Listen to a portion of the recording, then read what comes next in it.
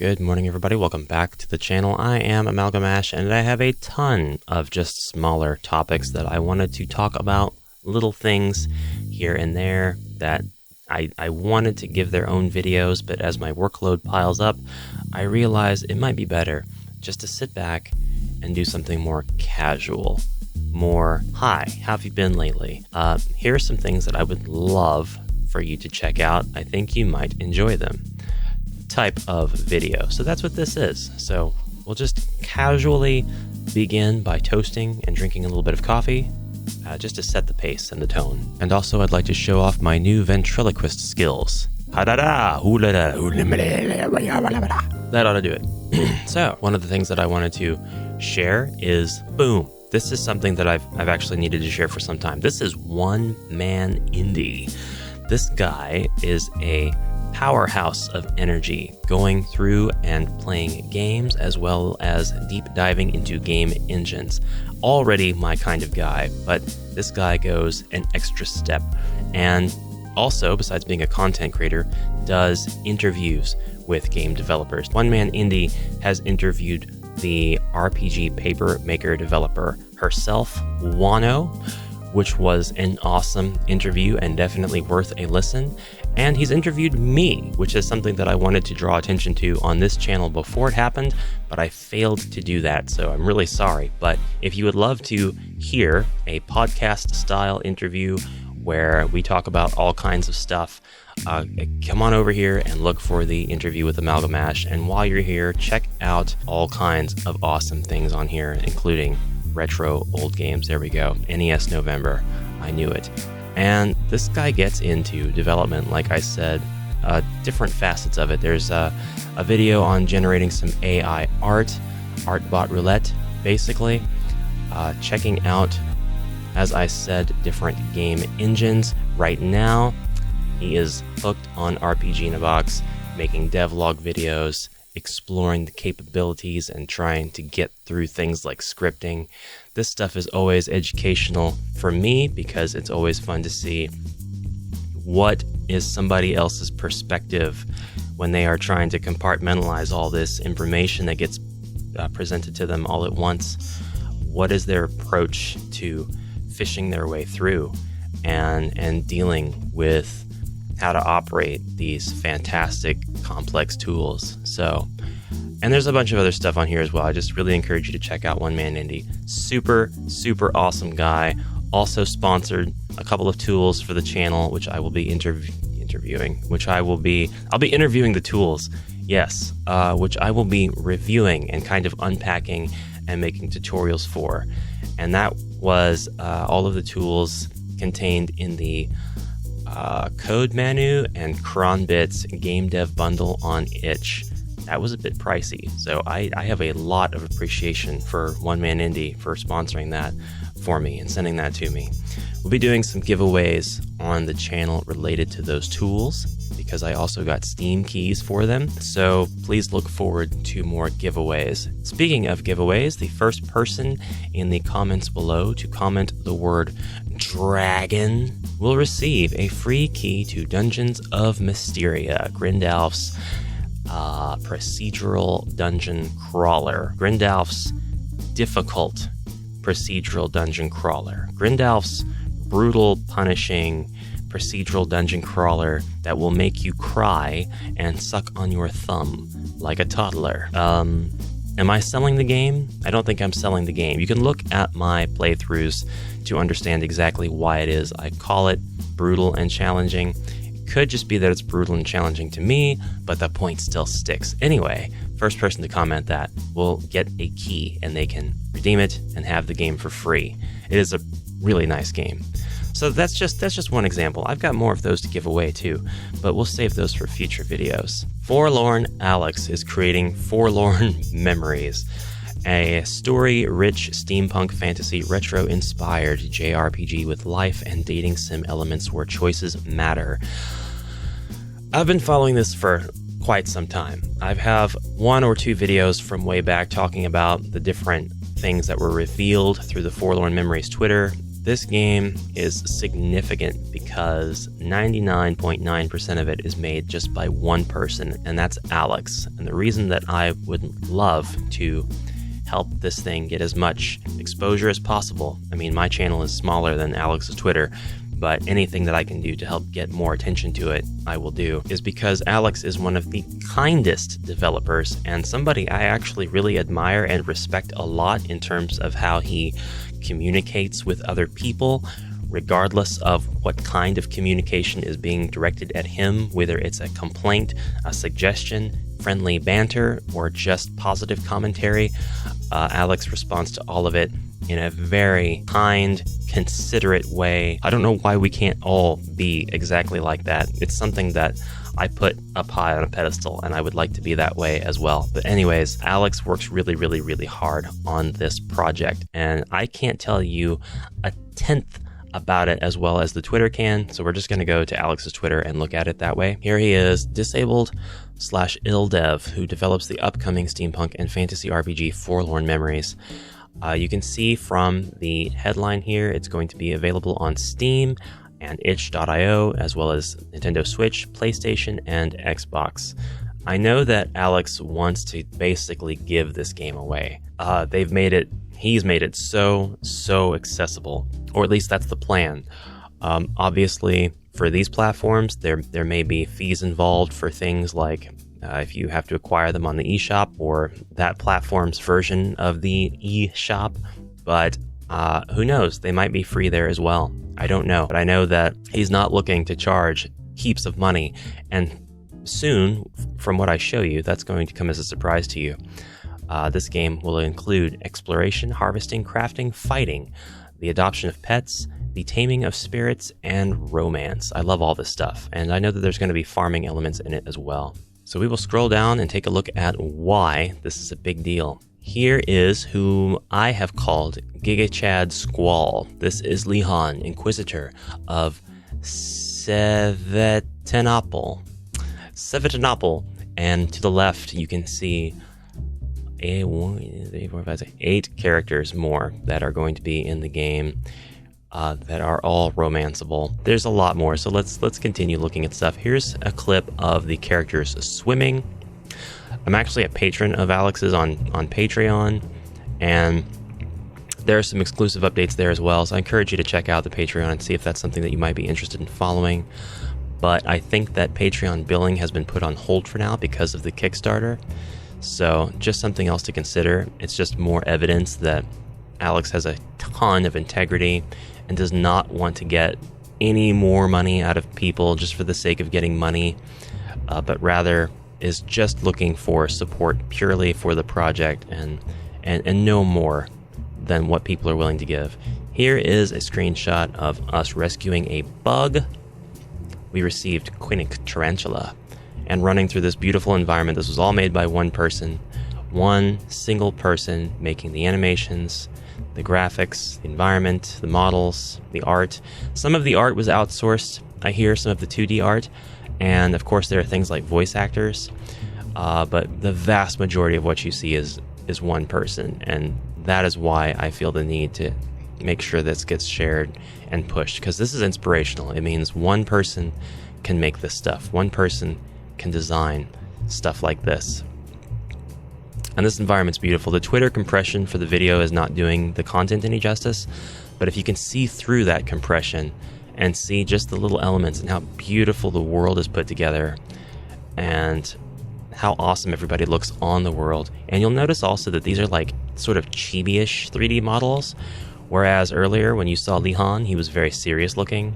Yep, there are sprite versions of everybody, there are 3D serious models of everybody, and there are chibi-fied versions of everybody. Just a hugely, almost unnecessarily large amount of work going into this project. I do have one video, or I think maybe two, but maybe just one, that I did on some of the assets. I think it was either early this year, or it was actually last year, and the game has come a long ways in that time. Here's one more of Lassia's pixel art SD character sprite. Everybody is beautiful. Everybody's absolutely beautiful. Anyways, A little bit more art, this time of Hannah. She's lovely. And then Lord Ezra. He's lovely. Love the tattoos. Love the coloration of the skin. Just love it. Last one. This time, we're seeing some folks sing and generally relax and have a good time. I love it. Okay, I can't wait to play this. And best believe when the Kickstarter goes live, I'm going to be covering the tiers and what we could possibly get as backers for the Kickstarter. And now, because I actually have the opportunity while I'm talking in this environment, Citizen Coder is going to be interviewing me tomorrow, which means you gotta be there. It's not gonna be on this channel. It's gonna be on Citizen Coder's channel. I'm gonna try to get a link in the description below. If you don't see it there, check back later. And I'm going to post a link to the interview on my Discord as soon as it happens, or a little bit before if I'm able to. We're doing this in a format that I'm not sure what I'll be able to link to ahead of time, but if I can, I absolutely will. So you'll get a heads up and you'll be able to interact, ask questions, whatever you'd like to do during that interview. And Citizen Coder does a lot of interviews, podcast style, with different developers and stuff. I think I'm going to be the very first video interview. All of the rest of them are audio thus far. If nothing explodes, if I don't carry any bad luck, we ought to be able to do something a little bit different than he has done thus far. But Citizen Coder, check it out. I'll at least put the Twitter in the description below so you can follow that, and if it gets announced, it'll probably get announced there first. Something that I wanted to talk about more was the Elden Ring board game. It got funded, obviously, and the crowdfund is over. However, if you want, you can still late pledge. You can still late pledge. You can still get the late entry pledge, the late core pledge, the late all-in pledge. You will still get the East Limgrave expansion, as well as the Flying Dragon Agheel and Erdtree Avatar expansions with the all-in pledge. The core pledge will still come with the East Limgrave expansion. Even though the actual crowdfund is done, you can still get in here and make a decision as to whether or not this is the game for you. I was reading through the devlogs and the unlocks and loving every minute of it. We ended up unlocking through our exploration and interaction in the comments with the blog post, which took the form of aforementioned story or lore second-person posts. And the expansion consists of, let me see if I can find the content of it. There it is. Okay, we found 4 new quest books. This is the East Limgrave expansion, which is going to come with the core and all-in pledges for free, no additional charge. And here in totality is all of the contents of that expansion. We have terrain tiles that are specific to this region. We have 10 hours of content. We have the Wretch as well as the Warrior tarnished playable characters. We have 6 skeletons. We have the Mad Pumpkin Head monster, a greater enemy. We have the Demi-Human Queen. We have 3 bears and we have 2 rune bears. It was quite a story and quite a way of introducing all of these guys. The Demi-Human Queen and the rune bears are going to be terrifying to run into. I watched a video from somebody who was basically like, should you back it? Should you buy it? A question that they answered with a no. And I couldn't get through the video after the initial 10-second portion where they explained their number one reason, the reason they decided to throw out their first, which was, first of all, it's got all of these tiles that will gradually fill up your table. I don't understand that mindset. I'm just gonna throw out some critique here now. What the heck kind of board games are you playing? The best thing about Hero Quest is you always know how big the game's gonna be, right? And a game like Warhammer Quest, it's not going to go on too long before it has to stop, before you get that objective, before you're done laying out hallway tiles and so on. That sort of thing makes sense when you have a limited table space. I just got done playing Arkham Horror only a week ago, and we ran out of table space a couple of times and had to shift the entire board, and that sort of thing can be kind of annoying. But this is quite different. These tiles are pretty small, and it's not like you're going to be putting down hundreds of them. you have a very limited amount in your stack for the region in which you are playing, and it's not like the regions stack with each other. When you move to another region, you go to a different set of tiles, you have a different set of books, you are going to play that more contained, self-contained with characters that you have built and grew, there we go, outside of the expansion. So it's very, very silly to condemn it for being a kind of game that builds out, especially when you can see that these tiles are not going to take up that much space.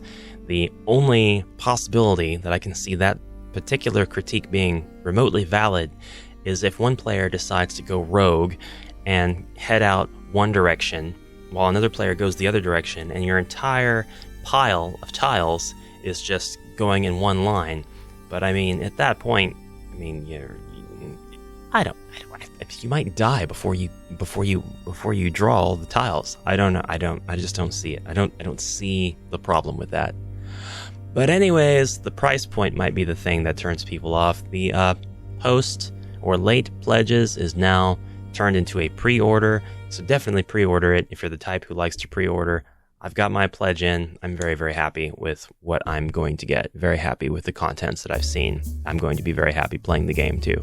Okay, that is all for now. Please stay tuned for more stuff. I'm going to make sure that I get a couple of things in before the end of the year, notably some Lone Wolf playing. That might take the form of a stream. We'll see. I've got some Adventure Field 4 coming up that might take the form of a stream. I don't know. We'll see. I've got to finish my entry to Patchwork's Game Jam. That's definitely going to get finished this month and then submitted. And then we're going to go from there with just the regular stuff that you've been seeing on the channel. And don't worry, the Bacchine tutorial series will be continued. The casual video format is evidently a wreck. The Bacchine tutorial series will definitely be continued. I have to do a layouts video next, and I wanted to make sure that I did that without any mistakes, without anything being updated that would break the video. Now that the update is done, I'm going to continue with the Bacchine tutorial series. Worry not, that is a thing that's going to come, as well as more tutorials for RPG in a Box. That engine is still free on Epic, through Epic, so please make sure you grab that right away and check out the tutorials and videos right here on this channel if you'd like to see what the engine is capable of. Check out the tutorials that other people are making right now and join the RPG in a Box Discord if you want to see all of those things in one place so you have easy access to all of them. That Discord is always linked in the description below. You won't find a kinder, open, more welcoming community. I almost completely forgot to mention my Elgato Stream Deck, which I have to thank you guys for. I've just started using it and assigning buttons, so it's not really like all here set up yet with buttons. Once I've mastered it and fully incorporated it into my workflow, I'll do a video showing you how I use the Elgato Stream Deck and why I think it was a good purchase. I could have probably gotten the 9-button version in hindsight, now that I know that you can switch pages and have folders and subfolders. But the 15-button version is going to be more convenient for me, I think, because just more there. But it takes up almost no space at all. It has a really small profile right here on the desk, and hopefully it will help me not only with my streaming, but maybe my video editing and a couple of other tasks too, like interacting with social media, posting links to whenever I go live. Maybe it will even help me with some game development. I'll fully explore all of that, and I'll get back to you on how I'm using it. You might decide you need a Stream Deck of your own of some variety. Hopefully one much cheaper. All right, thanks again. I'll see you later. Have a fantastic rest of your day. Bye for now.